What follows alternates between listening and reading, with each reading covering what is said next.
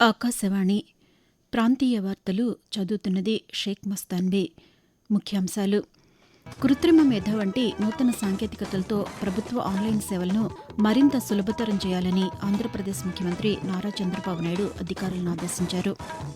ప్రజాప్రతినిధులు ప్రతి ఒక్కరూ తమ తమ నియోజకవర్గాల అభివృద్దిపై ప్రత్యేక దృష్టి సారించాలని తెలంగాణ ముఖ్యమంత్రి ఏ రేవంత్ రెడ్డి సూచించారు.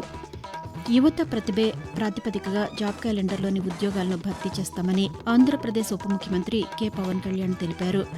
శ్రీశైలం, నాగార్జునసాగర్ జలాశయాల్లోని నీటిని ఉభయ తెలుగు రాష్ట్రాలు తాగునీటి అవసరాలకు మాత్రమే వినియోగించాలని కృష్ణానది యాజమాన్య బోర్డు నిర్ణయించింది. వార్తల వివరాలు: కృత్రిమ మేధ, digital verification, data lake, block chain వంటి సాంకేతికతలతో ఆన్లైన్ ప్రభుత్వ సేవలను మరింత సులభతరం చేయాలని ఆంధ్రప్రదేశ్ ముఖ్యమంత్రి నారా చంద్రబాబు నాయుడు అధికారులను ఆదేశించారు. రియల్ టైమ్ గవర్నెన్స్ ఆర్టీజీఎస్పై అమరావతిలోని రాష్ట్ర సచివాలయంలో సంబంధిత అధికారులతో నిన్న సమీక్ష నిర్వహించారు. ఈ సందర్భంగా చంద్రబాబు నాయుడు మాట్లాడుతూ, వాట్సాప్ గవర్నెన్స్ మనమిత్ర ద్వారా అందిస్తున్న 1204 సేవలను మరింత సరళీకృతం చేయాలని అన్నారు. ప్రజలు ప్రభుత్వ కార్యాలయాలకు వెళ్లాల్సిన అవసరం లేకుండా సేవలు అందేలా చర్యలు తీసుకోవాలని కోరారు. ఎల్నినో దృష్ట్యా సాగు ప్రారంభించని ప్రాంతాల్లో వరికి బదులుగా ప్రత్యామ్నాయ పంటలను ప్రోత్సహించాలని, రైతులకు ఎప్పటికప్పుడు పంటల సమాచారం అందించాలని అధికారులను ఆదేశించారు. ప్రజాప్రతినిధులు తమ తమ నియోజకవర్గాల అభివృద్దిపై ప్రత్యేక దృష్టి సారించాలని తెలంగాణ ముఖ్యమంత్రి ఏ రేవంత్ రెడ్డి సూచించారు. హైదరాబాద్లోని రాష్ట్ర సచివాలయంలో ప్రజాప్రతినిధులతో ముఖ్యమంత్రి నిన్న సమావేశమయ్యారు. ఈ సందర్భంగా రేవంత్ రెడ్డి మాట్లాడుతూ, సెప్టెంబర్ 7 నుంచి శాసనసభ సమావేశాలు ఉంటాయని చెప్పారు. భూసేకరణ, పునరావాసం, అటవీ అనుమతులకు సంబంధించిన నిధులను వెంటనే మంజూరు చేసేందుకు ప్రభుత్వం సిద్దంగా ఉందని తెలిపారు.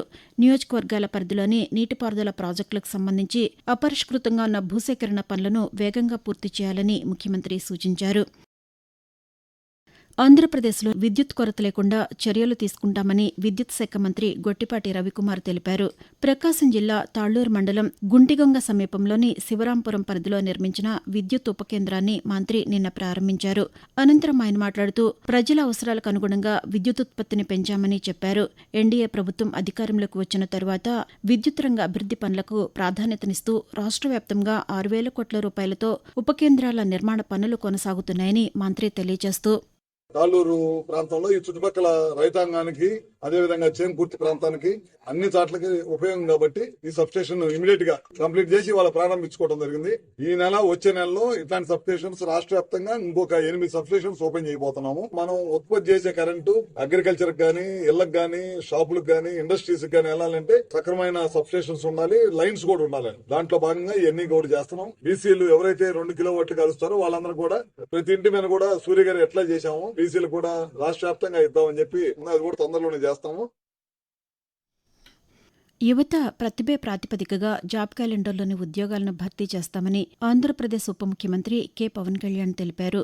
యువతకిచ్చిన హామీ మేరకు ప్రభుత్వం వరుసగా 2వ ఏడాది 10,060 ఉద్యోగాలతో జాబ్ క్యాలెండర్ విడుదల చేసిందని అన్నారు. గ్రూప్ 1లో 149, గ్రూప్ 2లో 673, డిఎస్సి ద్వారా 2,991 ఉపాధ్యాయ పోస్టులు భర్తీ చేయనున్నట్లు తెలిపారు. యువతకు ఉపాధి అవకాశాలు కల్పించడం, ప్రభుత్వ వ్యవస్థలను బలోపేతం చేయడమే జాబ్ క్యాలెండర్ లక్ష్యమని పవన్ కళ్యాణ్ పేర్కొన్నారు. అభ్యర్థులు క్యాలెండర్కు అనుగుణంగా సిద్దమై అవకాశాలను అందిపుచ్చుకోవాలని సూచించారు. ఆధునిక వ్యవస్థలతో అమరావతి నిర్మాణాన్ని చేపడుతున్నామని ఆంధ్రప్రదేశ్ పట్టణాభివృద్ది శాఖ మంత్రి పి నారాయణ తెలిపారు. గుంటూరు జిల్లా మంగళగిరిలోని టీడీపీ కేంద్ర కార్యాలయంలో నిర్వహించిన ప్రజా దర్బార్ కార్యక్రమంలో మంత్రి నిన్న పాల్గొని ప్రజల నుంచి అర్జీలు స్వీకరించారు. అనంతరం పాత్రికేయులతో మాట్లాడుతూ, అమరావతి నిర్మాణం వేగంగా కొనసాగుతోందని తెలిపారు. నీరు, విద్యుత్, మురుగునీటి వ్యవస్థలను భూగర్భంలో ఏర్పాటు చేస్తున్నామని మంత్రి తెలియజేస్తూ, అన్ని భూమి లోపలే UGD, drinking water, reused waters, electrical lines ఇవన్నీ కూడా అండర్ గ్రౌండ్ లోనే యాక్చువల్ గా చేస్తున్నాం. ఇది ఎంతో వేగవంతంగా జరుగుతుంది. అంతేకాకుండా అధికార భవనాలు 4,026, అందులో దాదాపు 75% పూర్తి అయిపోయినాయి.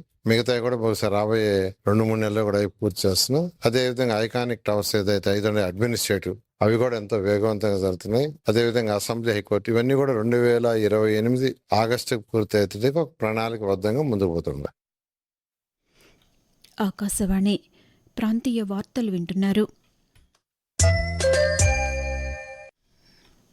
ఆంధ్రప్రదేశ్లో అఖండ గోదావరి పర్యాటక ప్రాజెక్టు పనులు వేగంగా జరుగుతున్నాయని పర్యాటక శాఖ మంత్రి కందుల దుర్గేష్ తెలిపారు. తూర్పుగోదావరి జిల్లా సెట్టిపేటలో జరుగుతున్న ప్రాజెక్టు పనులను అధికారులతో కలిసి మంత్రి నిన్న పరిశీలించారు.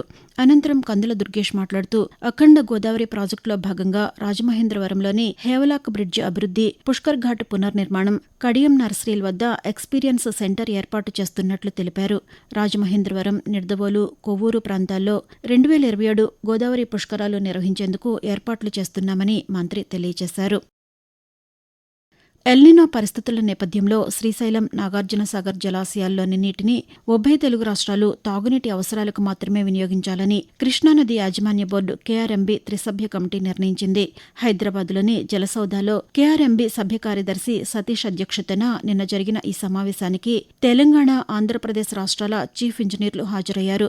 సమావేశం అనంతరం ఆంధ్రప్రదేశ్ చీఫ్ ఇంజనీర్ నరసింహమూర్తి పాత్రికేయులతో మాట్లాడుతూ ఎలినో సందర్భంగా డ్రింకింగ్ వాటర్ రిక్వైర్మెంట్స్ కే ప్రాధాన్యం ఇస్తూ ఇద్దరము అంగీకారం కుదిరింది. Drinking water at a time year wise calculate చేయడం కంటే మనం జూన్ నుంచి అక్టోబర్ వరకు వచ్చేటువంటి రిక్వైర్మెంట్ కట్టాం. మనం మొత్తం రిక్వైర్మెంట్ అనేది యాన్యువల్ గా ఇచ్చారు తెలంగాణ వాళ్ళు. మొత్తం requirement at a time consider చేయడంలో కొంత ఇబ్బందులు ఉంటాయి అనే ఉద్దేశంతో ఈ రోజుకి మళ్ళీ అది డిసైడ్ కాక 4-9వ తారీఖు నాడు మళ్ళీ మీటింగ్ అవుదామన్నది డిసైడ్ చేసుకున్నాము. అప్పుడైతే మొదటగా ఒప్పుకున్నదంటే డ్రింకింగ్ వాటర్ నీడ్స్ మాత్రం మనం మీట్ అవుదాము రిగార్డింగ్ ఇరిగేషన్ నీడ్స్ కంటే అనేది అంగీకారం కుదుర్చుకుందాం.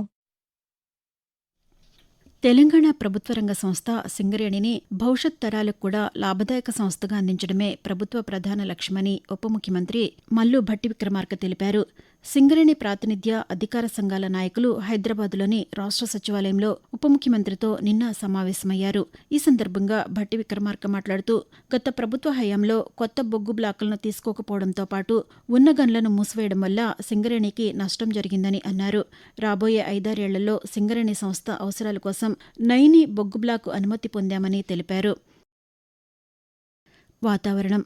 వాయువ్య బంగాళాఖాతం పరిసర ప్రాంతాల్లో కొనసాగుతున్న అల్పపీడన ప్రాంతానికి అనుబంధంగా ఉపరితల ఆవర్తనం ఏర్పడిందని అమరావతి వాతావరణ కేంద్రం తెలిపింది.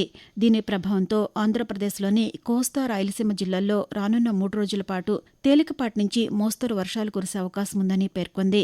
బంగాళాఖాతంలో ఏర్పడిన అల్పపీడనం ప్రభావంతో తెలంగాణలోని పలు ప్రాంతాల్లో రానున్న 2 రోజుల పాటు తేలికపాటి నుంచి మోస్తరు వర్షాలు, కొన్ని ప్రాంతాల్లో భారీ వర్షాలు కురిసే అవకాశం ఉందని హైదరాబాద్ వాతావరణ కేంద్రం తెలిపింది.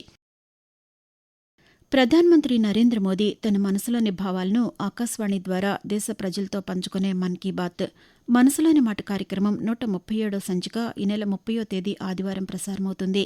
మన్ కీ బాత్ కార్యక్రమానికి ప్రజలు తమ సూచనలు అందించాలని ప్రధానమంత్రి కోరారు.